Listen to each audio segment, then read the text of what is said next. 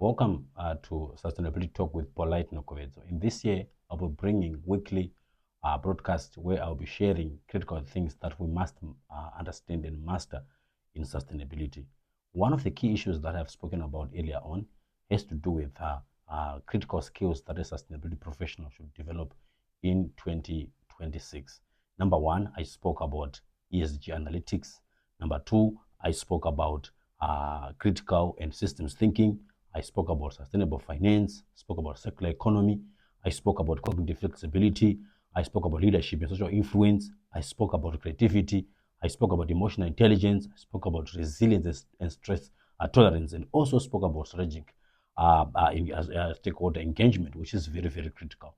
So today, I want to delve deeper into ESG analytics. One of the key things that I want to say about analytics is that, one, if you are a sustainable professional, number one, you should be able to determine, number one, material issues that you are supposed to track as an organization, to say what are our key issues.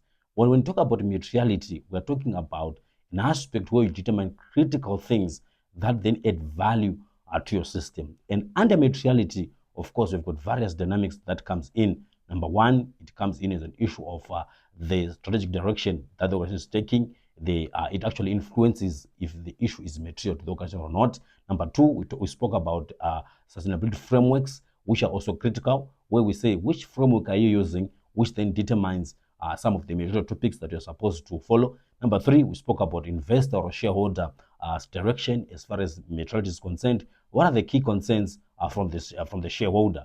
And also spoke about critical things that financiers in general, finance world are looking at. For example, the banks and various finance houses. What are they looking for? So these are critical issues that we must consider then when we are looking at materiality issues within the organization.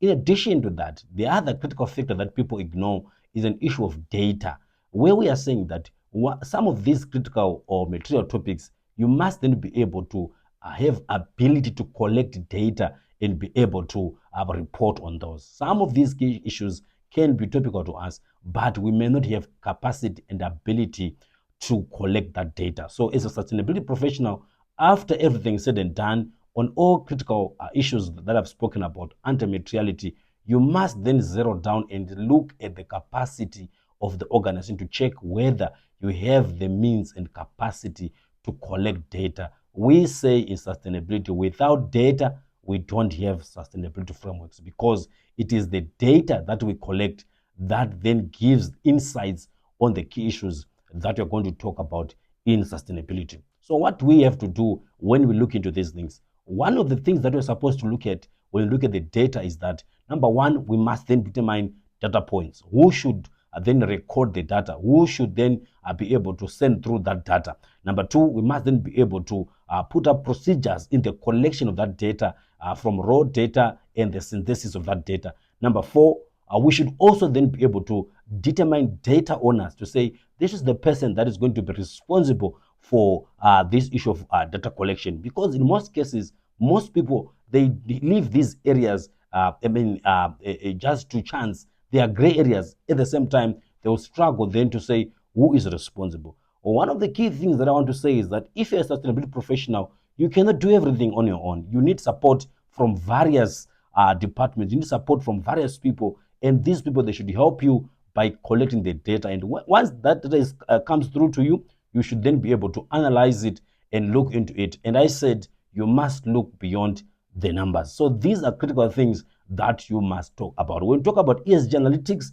we're talking about ability to determine key data points. We're talking about issues to do with data collection. We're talking about issues to do with analysis of data. And we cannot analyze data that has been collected wrongly. Thank you.